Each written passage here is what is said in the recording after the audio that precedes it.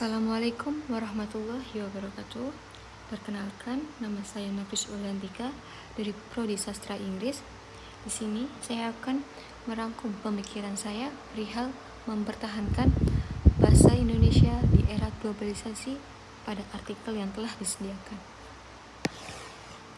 Di tengah arus globalisasi yang membuat bahasa asing, terutama bahasa Inggris, makin dominan, posisi bahasa Indonesia sebenarnya tetap kuat dan terus berkembang. Menurut artikel dari Republika yang ditulis oleh Siti Isnainah, ISIS, Annual International Conference on Islamic Study, ke-20 yang diadakan di Surakarta, membuktikan bahwa bahasa Indonesia semakin dikenal di dunia internasional. Acara ini menggunakan bahasa Indonesia sebagai bahasa pengantar resmi bersama bahasa Inggris. Mengapa bahasa Indonesia perlu dipertahankan? Ada 3 hal yang akan saya bahas di sini.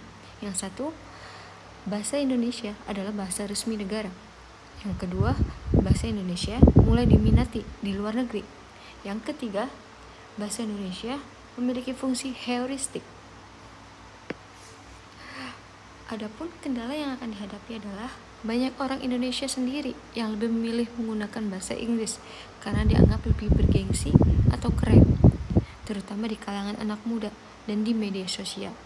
Penggunaan bahasa campur-campuran atau kode mixing sudah jadi hal biasa. Selain itu, dalam dunia akademik dan profesional, bahasa Inggris menjadi bahasa utama untuk publikasi internasional. Ini membuat bahasa Indonesia kadang dipandang sebelah mata dalam konteks ilmiah global. Langkah-langkah konkret yang untuk menjaga eksistensi bahasa Indonesia sendiri adalah: 1. Menggunakan bahasa Indonesia dalam forum-forum internasional.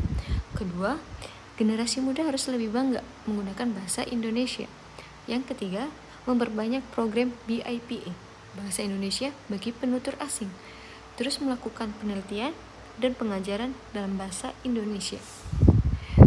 Demikian, bahasa Indonesia di era globalisasi ini sebenarnya punya peluang besar untuk semakin berkembang.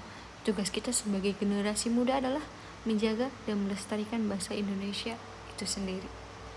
Demikian pemikiran yang dapat saya simpulkan setelah membaca artikel tersebut. Kurang lebihnya mohon maaf. Terima kasih.